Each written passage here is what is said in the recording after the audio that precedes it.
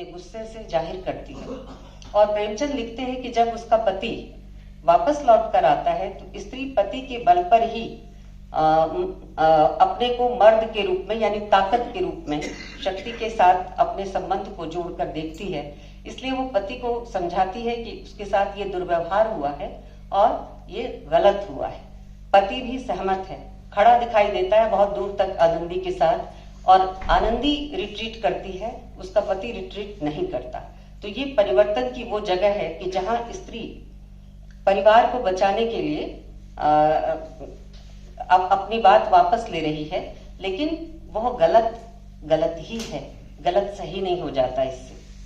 तो प्रेमचंद के स्त्रीवाद को समझने के लिए थोड़ा सा उनकी परिस्थितियों को देखना भी बहुत जरूरी है कि प्रेमचंद किस दौर में लिख रहे थे।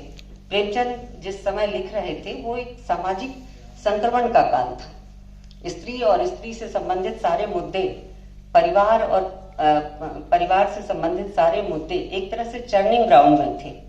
चीजें बहुत तेजी से बदल रही थी और अभी बहुत कुछ स्थापित नहीं हुआ था। उसमें अपना पक्ष तय करना, स्त्री के संदर्भ से बात करना और स्त्री के मन और उसकी इच्छाओं के अनुरूप बात करना, ये बहुत बड़ी चीज थी जो प्रेमचंद कर रहे थे। प्रेमचंद को इस अर्थ में मैंने सन 2002 में ही एक लेख लिखा था जिसमें मैंने प्रेमचंद को स्त्रीवादी प्रेमचंद कहा था और उस पर बड़ी आपत्ति हुई थी। तत्व में वो लेख प्रकाशित हुआ था और उस पर बड़ी आपत्ति हुई थी। हमारे ही विभाग की एक प्रोफेसर थी और संयोग से मैं तब इंटरव्यू दे रही थी, इग्नू का इंटरव्यू था, तो उन्होंने कहा तुमने प्रेमचंद को स्त्रीवादी क्यों लिख दिया, प्रेमचंद स्त्रीवादी कैसे?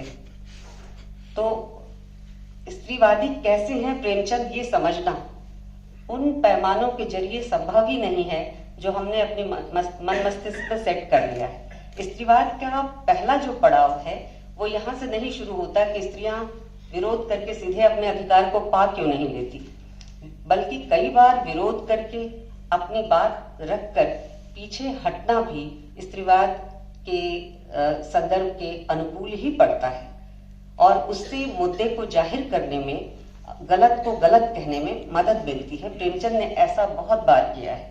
प्रेमचंद का पहला ही उपन्यास है सेवा सदन, जिसमें वो सुमन की कहानी से बात शुरू करते हैं।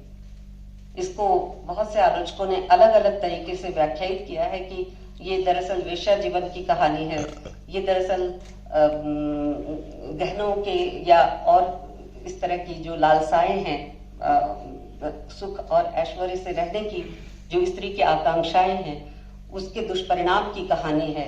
लेकिन अगर गंभीरता से इसे देखें तो ये स्त्री की इच्छा, आकांक्षा, जीवन जीने की लालसा की कहानी है। जीवन जीने की लालसा और जीवन जीने का अधिकार स्त्री को भी चाहिए। इस कहानी की ओपनिंग जहां से होती है, अगर आप उसे गौर करें तो पाएंगे कि कहानी शुरू ही होती है कि सुमन अपना रेशमी सलूका जो है वह अपने घर की दीवार पर टांगती है। इसलिए कि विवाह के बाद, जो कि एक गरीब व्यक्ति से उसका विवाह हुआ है, जो बहुत ज्यादा पैसे नहीं कमाता, साधारण नौकरी पेशा व्यक्ति है, तो विवाह के बाद वो अपनी सखियों पे रोब जमा सके कि उसके पास भी बेहतरीन कपड़े हैं, लेकिन वो सलूका एक ही है, रेशमी सलूका एक ही है जो उसको विवाह के वक्त मिला था। तो ये जो लग सकता है कि प्रेमचंद बता रहे हैं कि एक ऐसी लड़की की कहानी है ये कि जो प्रदर्शन में विश्वास करती है, जो लालसाओं के पीछे भागती है और सुख और ऐश्वर्य के लिए ही जान देती है। लेकिन सुमन का जिस तरह से उन्होंने चरित्र गढ़ा है और वो जैसे ट्रांसफॉर्म होती है, ये कहानी बिल्कुल बदल जाती है। प्रेमचंद एक ऐसी लड़की की कहानी नहीं कह रहे जो स्वभाव से शुरू एकदम जीवन के आरंभ से ही बिगड़ने को तैयार है, इन्वर्टेड कॉमास में कह रही हूँ कि बिगड़ने को तैयार है। ऐसी लड़की की कहानी नहीं कह रहे, वो एक साधारण लड़की की कहानी कह रहे हैं जो जीवन से भरपूर है और जीवन को जीना चाहती है। मनुष्य के नाते जीने का हक स्त्री को भी है। प्रेमचंद की बुनियादी टेक ये है और इस टेक को वो अपने किसी भी रचना में नहीं छोड़ते। परिवार का जहां तक संदर्भ है परिवार या जिसे हम फैमिली कहते हैं वो बनता कैसे है। प्रेमचंद ने जरूर संयुक्त परिवार का चित्रण किया है। प्रेमचंद के समय का बहुत सच था। प्रेमचंद के समय एकल परिवार की जो संख्या थी वो न्यूनतम थी। ज्यादातर संयुक्त परिवार थे और संयुक्त परिवार का भी जो आधार था वो सामंती आधार था।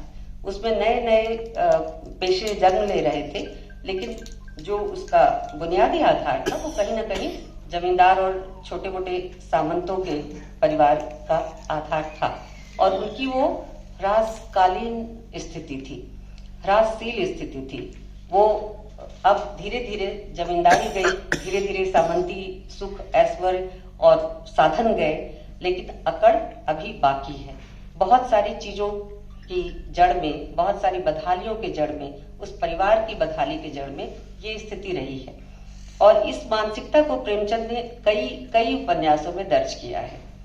कुछ में तो स्त्री के जीवन के संदर्भ में, खास करके सेवा सदन को अगर आप देखें तो वहां नौकरी पेशा व्यक्ति से दरोगा कृष्णचंद्र की कहानी से कहानी शुरू होती है और प्रेमचंद कहते हैं कि लोग अपनी बुराइयों पर पछताते हैं, लेकिन दारोगा कृष्णचंद्र आज अपनी अच्छाइयों पर पछता रहे। और क्यों पछता रहे हैं? कि उन्होंने नए नए जमाने के अखबार पढ़ लिए थे कि दुनिया बदल रही है।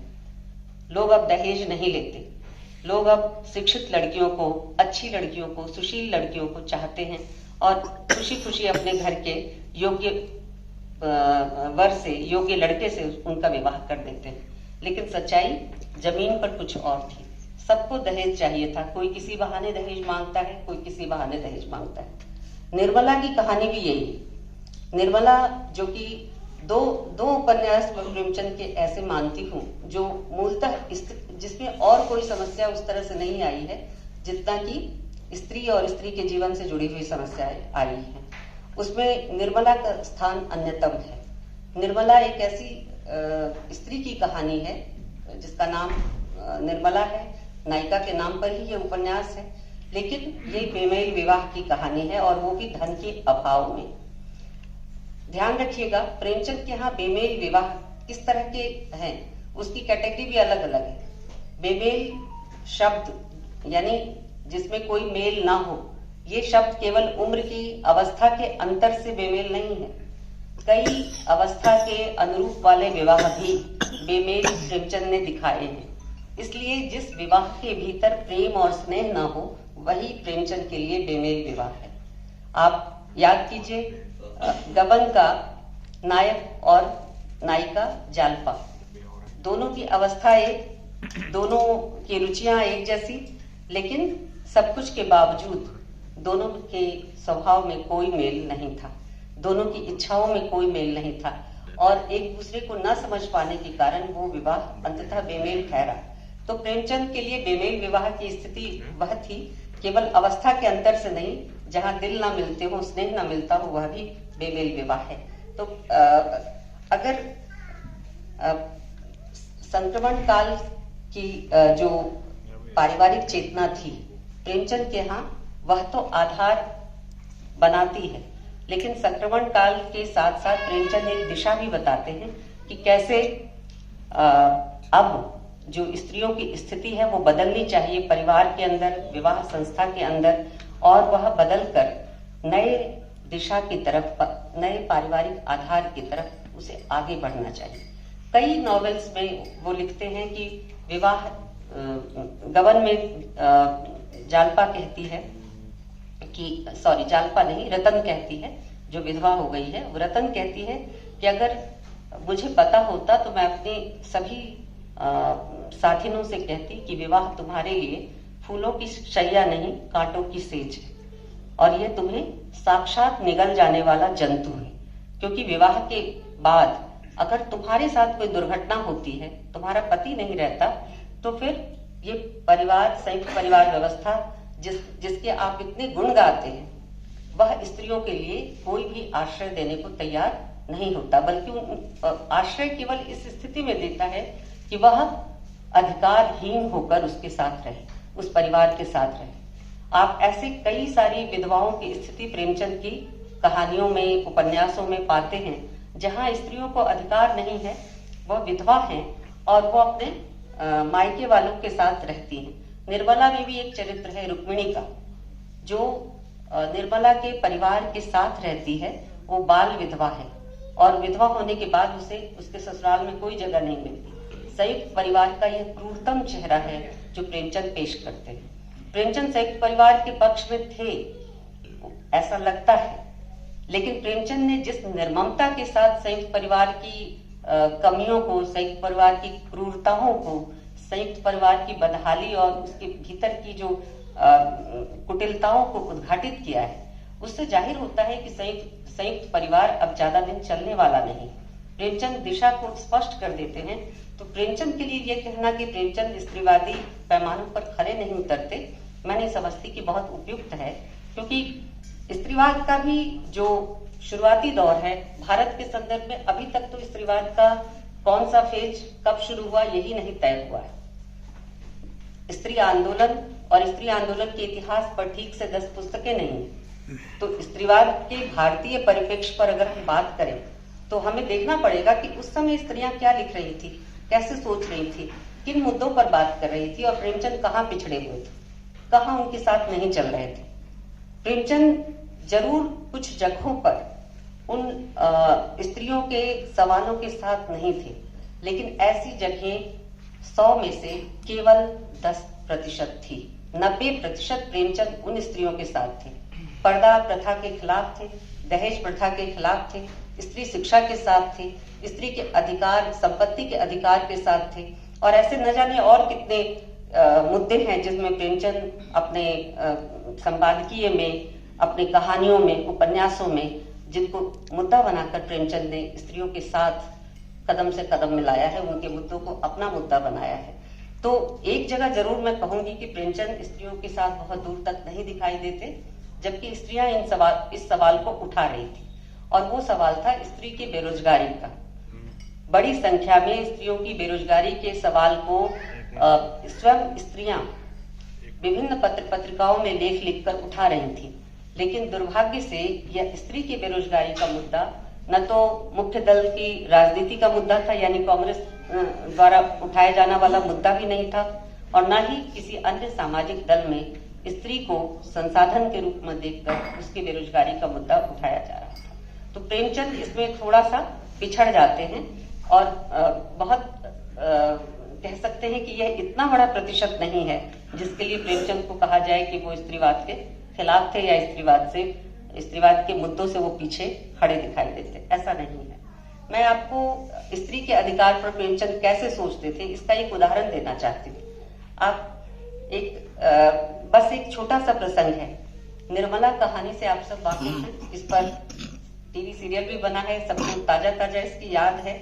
तो मैं बस एक छोटा सा उदाहरण दे रही हूँ कि कल्याणी, जो कि उदयभानु सिंह की पत्नी है, निर्मला की माँ है, वो चाहती है कि निर्मला के विवाह में जिस तरह से दिल खोलकर दहेज न मांगे जाने पर भी उदयभान सिंह दहेज देने के लिए तैयार हैं, और पूरी खातिरदारी के साथ बारात के आगमन का इंतजाम कर रहे हैं, उसमें थोड़ी कटौती की जाए, क्योंकि कर्ज लेकर यह प्रदर्शन अच्छा नहीं। ये वही झूठा प्रदर्शन है जो जमींदारी प्रथा और जिसकी जड़ें झूठी सामंती प्रथा में मौजूद थी। सामंती प्रथा ढल गई, धन चला गया, लेकिन ऐंठ नहीं गई थी, इसलिए दिखावा ही दिखावा था, और इसका विरोध कल्याणी करती है। कल्याणी के विरोध करने पर जो मुखिया है घर के, उदयभान सिंह, वो कहते हैं कि नहीं, तुम गलत कह रही हो, तुम चाहती हो कि सबके सामने मेरी नाक कट जाए, और तब यहाँ स्त्री के अधिकार का प्रश्न उठता है। कल्याणी कहती है कि तो क्या मैं तुम्हारी गुलाम हूँ, तो क्या मैं तुम्हारी गुलाम हूँ। कल्याणी उदयभान सिंह कहता है तो क्या मैं तुम्हारा गुलाम हूँ। कल्याणी कहती है तो क्या मैं तुम्हारी लौंडी हूँ। उदयभानु, ऐसे मर्द और होंगे जो औरतों के इशारे पर नाचते हैं। कल्याणी जवाब देती है तो ऐसी स्त्रियां भी होंगी जो मर्दों की जूतियां सहा करती हैं। उदयभानु, मैं कमा कर लाता हूँ, जैसे चाहूं खर्च कर सकता हूँ, किसी को बोलने का अधिकार नहीं। कल्याणी जवाब देती है तो आप अपना घर संभालिए, ऐसे घर को मेरा दूर से ही सलाम है जहाँ मेरी कोई पूछ नहीं। घर में तुम्हारा जितना अधिकार है उतना ही मेरा भी। यह जो चेतना है कि घर में तुम्हारा जितना अधिकार है उतना ही मेरा भी, ये क्या स्त्रीवाद का एजेंडा नहीं है? बराबरी का अधिकार, ये स्त्रीवाद का एजेंडा नहीं है? प्रेमचंद किसके एजेंडे को यहाँ लागू कर रहे हैं, किसकी बात कर रहे हैं? और स्त्री केवल निर्मला को ही अगर आप गौर से देखें तो निर्मला में साइलेंस एरिया इतना ज्यादा है, जहां चुप्पी की जगह हैं वहां भी जो चीज मुखर होकर बोल रही है, प्रेमचंद उसको ऐसे क्रिएट करते हैं कलात्मक तौर पर कि वह चुप्पी भी जैसे बोलने लग जाती है। दो संवाद के बीच की चुप्पी है, दो पात्रों में संवाद हो रहा है, बीच में चुप्पी है, लेकिन वो चुप्पी भी जैसे कहानी के संदर्भ को और आगे बढ़ाने वाली है। और इसके साथ ही साथ वह स्त्री की इक्वलिटी के साथ साथ उसकी सेक्सुअलिटी का सवाल भी उठा रहे हैं, उसकी कामुकता का सवाल भी उठा रहे हैं। कामुकता से अर्थ केवल काम भावना के प्रदर्शन से नहीं है, स्त्री की उन इच्छाओं से इसका अर्थ है जो भोग की इच्छा है, जो सुख और विलास की इच्छा है, उससे इसका अर्थ है। और प्रेमचंद उसको कहीं भी कम करके नहीं देख रहे। स्त्री की जो सुख भोग की इच्छा है, गृहस्थी में प्रवेश करने के बाद उसकी जो साधारण सामान्य इच्छाएं हैं गृहस्थी को लेकर, उन सब इच्छाओं को लेकर प्रेमचंद कहीं भी कटु या तिक्त नहीं है। नहीं तो निर्मला के साथ प्रेमचंद की सहानुभूति बनती ही नहीं। प्रेमचंद निर्मला के साथ खड़े हैं और इसलिए खड़े हैं कि निर्मला की बहुत सारी जो परिस्थितियां हैं और निर्मला का उसमें जो धीरे धीरे तिक्त होता चला जाना है, कटुतापूर्ण उसकी जो अभिव्यक्तियां हैं, उसके बावजूद प्रेमचंद उसके साथ खड़े, क्योंकि वो मानते हैं कि निर्मला के साथ अन्याय हुआ है, उसके मन के माफिक उसको उसका गार्हस्थ जीवन नहीं मिला।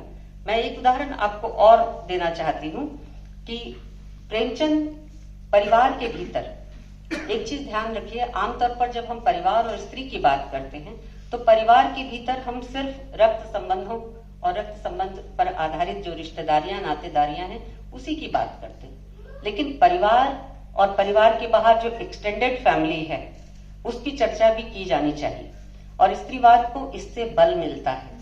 प्रेमचंद ने उन सारी जगहों की शिनाख्त की है जहां स्त्री घर के दायरे के बाहर संबंध बनाती है, और ये स्वस्थ संबंध है, ये किसी भी तरह से अस्वस्थ संबंध नहीं है। प्रेमचंद इसकी बहुत शानदार व्याख्या सेवा सदन में करते हैं, प्रेमचंद इसकी शानदार व्याख्या निर्मला में करते हैं, और निर्मला में जहां केवल कुछ इशारे करके छोड़ देते हैं, सेवा सदन में तो सुमन के मुंह से पूरी वकालत करवा डालते हैं। वकील पद्म सिंह और सुमन के प्रसंग को याद कीजिए। प्रेमचंद केवल यही एक्सटेंडेड फैमिली की बात नहीं कर रहे यहाँ पर, वो स्त्री के पब्लिक स्फेयर की भी बात कर रहे हैं। कैसे आप स्त्री से बात न करके, सार्वजनिक जगहों पर स्त्री की अवहेलना करके अथवा पारिवारिक मसलों पर स्त्री की राय न लेकर के उसे भीतर केवल जनाना महल में या अंदर महल में सीमित करके कैसे उसके जो सार्वजनिक मूवमेंट्स है उसको सीमित करते हैं, कैसे उसको आप कम कर देते हैं, और कैसे उसके व्यक्तित्व के विकास के अवसरों को संकुचित कर देते हैं। प्रेमचंद इस पर विस्तार से चर्चा सेवा सदन में सुमन के माध्यम से करते हैं।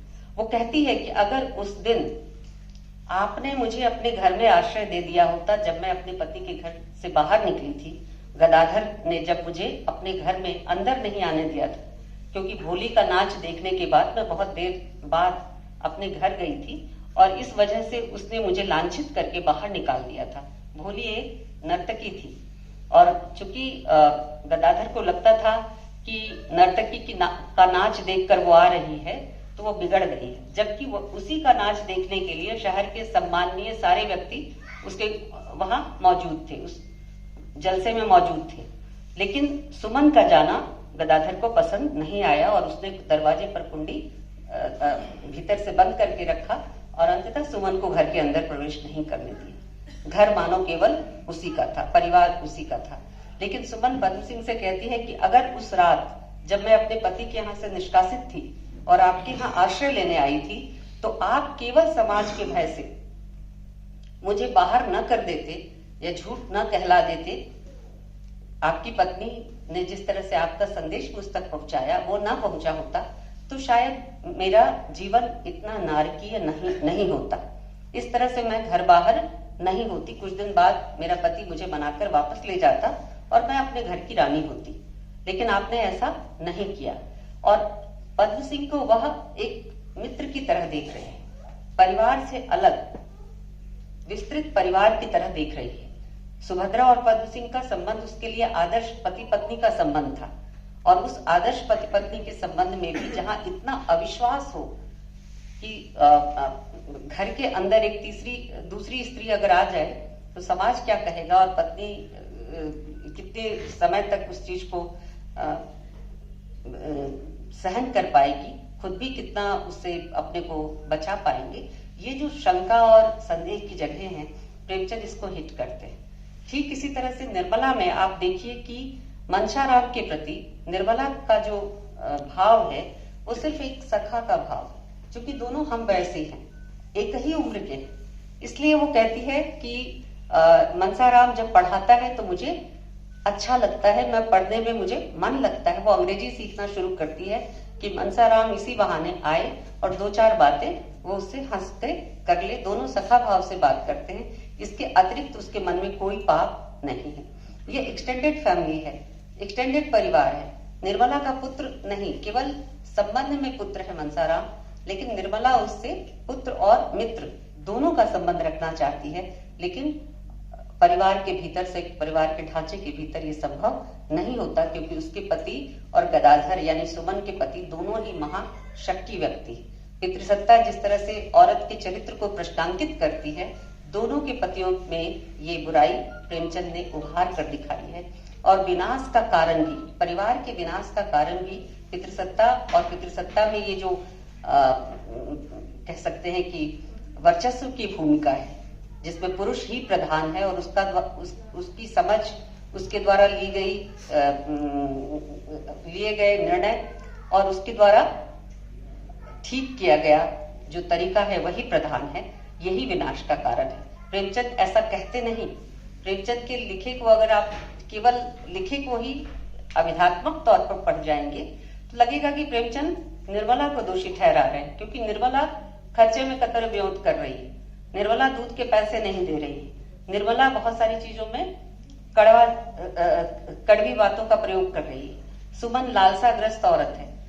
ये सारी चीजें सतह पर पढ़ने पर ऐसा मालूम पड़ती है, लेकिन अगर आप उस पाठ को जरा ठहर के पढ़िएगा तो आपको साफ जाहिर होगा कि ये पाठ उतना नहीं है जितना कहा जा रहा है, बल्कि इसकी जो व्यंजना है वो दूर तक जा रही है। जो स्टैटिक जो विवरण है, यथा तथ्य जो विवरण है, उसके पार उसकी व्यंजना जा रही है, और उसका संकेत जो है वो पैट्रियार्की की तरफ है, उसी पितृसत्ता और उसके तमाम जो लघुए भगुए हैं उनकी तरफ है। तो प्रेमचंद के संदर्भ में अगर हम परिवार की बात करें तो ये तमाम पक्ष हमें अपने जहन में रखने होंगे। प्रेमचंद की स्त्रियां इसी पितृसत्ता के खिलाफ दिखाई देती हैं। अमूमन उनकी यात्रा अंधेरे से उजाले की यात्रा है। प्रेमचंद ने एक नहीं कई बार इस चीज को बताने की कोशिश की है, और जालपा को अगर आप याद करें, गबन की जालपा को, तो उसकी यात्रा को तो उन्होंने कहा ही है कि यह जो यात्रा है अंधेरे से उजाले की तरफ है, और वह अपने आप को पूरी तरह से ट्रांसफॉर्म करती है, बदल जाती है। बदलकर वो क्या करती है? क्रांतिकारियों के घर में जाकर जूठे बर्तन मांजती है। वह इसी लायक है क्योंकि वो पढ़ी लिखी नहीं है, वो और कुछ नहीं कर सकती, तो कम से कम जो श्रम है और भागदौड़ है, जेल तक आना जाना, उनसे मिलना, उनको छुड़ाने का यत्न करना, ये सब कुछ जालपा करती है। लेकिन प्रेमचंद इस यात्रा को अंधेरे से उजाले की तरफ की यात्रा कहते हैं, और ऐसी अनेक स्त्रियां हैं जिनके माध्यम से प्रेमचंद ने अंधेरे से उजाले की तरफ यात्रा का एक पूरा का पूरा रास्ता तैयार किया है, और ऐसा करते हुए प्रेमचंद को पूरी सफलता भी मिली है। मैं अपनी बात यहीं तक सीमित रखूंगी, क्योंकि आगे और भी वक्ता हैं, हम उन्हें सुनना चाहेंगे। धन्यवाद।